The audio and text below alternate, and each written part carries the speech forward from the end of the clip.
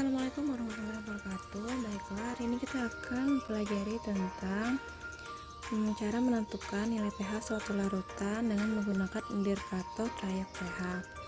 Untuk melihat indikator trayek pH, kalian bisa buka LKS halaman 40. Di situ ada tabel daftar indikator asam basa. Jadi daftar indikator trayek pH-nya itu Ibu lihat dari situ ya. Kemudian di sini ada contoh soal.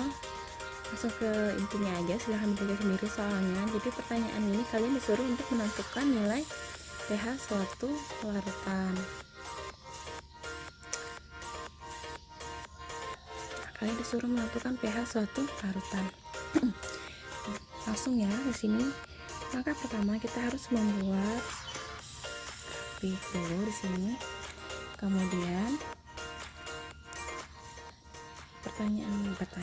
Clue yang pertama di sini,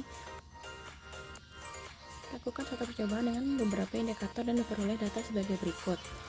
Dengan menggunakan MM ini maksudnya metil merah.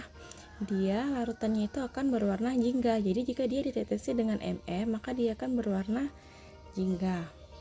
Sekarang di sini kita buat dulu. Metil merah, dia akan berwarna jingga. Nah, di sini untuk metil merah, lihat di sini. pH-nya di sini rentangnya 4,4 sampai 6,2. Kemudian perubahan warnanya merah ke kuning. Jika dia merah, maka pH-nya itu 4,4. Kemudian jika dia kuning, maka dia 6,2. Berhubung di sini menggunakan metil merah berwarna jingga. Warna jingga itu letaknya itu antara merah dan kuning ya. Jadi di sini kita buat dulu 4,4. Kemudian 6,2.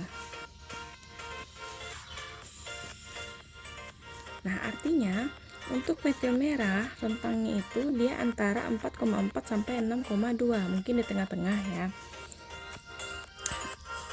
Jadi nanti dulu kita bikin garisnya. Selanjutnya di sini dengan BTB berwarna kuning.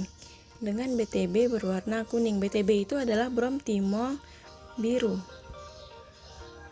Nah, di sini kita lihat untuk BTB rentang pH-nya itu 6,0 sampai 7,6.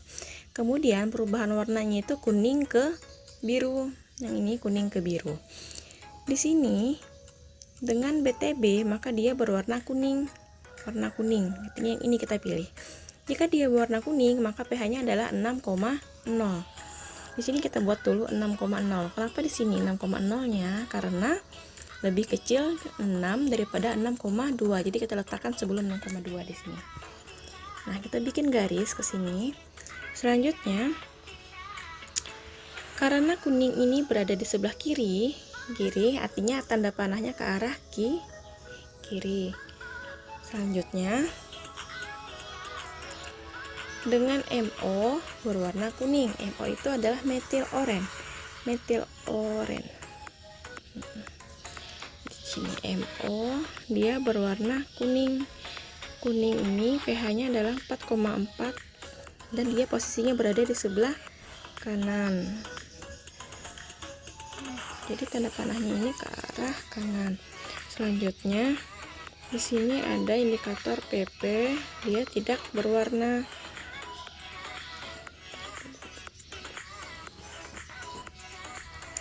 Indikator PP. Di sini PP ini adalah indikator fenolftialin, dia tidak berwarna. Tidak berwarna, pH-nya ini adalah 8,3. Posisinya berada di sebelah kiri ya. Kita buat dulu di sini angkanya 8,3. Ingat ya, 8,3 ini lebih besar dari 6,2. Jadi posisinya di sebelah kanan sini dia. Nah, bikin dulu sini garisnya. Karena tak berwarna 8,3 ini posisinya di sebelah kiri. Ini kiri ya, ini kiri, ini kanan. Di sebelah kiri, maka arah tanda panahnya adalah ke arah kiri. Nah, karena sudah selesai, selanjutnya kita membuat daerah arsiran. Daerah arsiran itu adalah kita pilih dari kotak yang terkecil. Jadi kita pilih yang ini.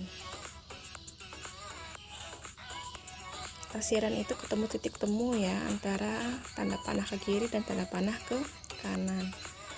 Nah, jadi tentang pH-nya ini antara 4,4 dan 6,0. Jadi di sini dapat kita buat untuk pH larutan yang diuji itu pH-nya itu lebih dari 4,4, lebih dari atau sama dengan 4,4 dan kurang dari 6,0. Selesai.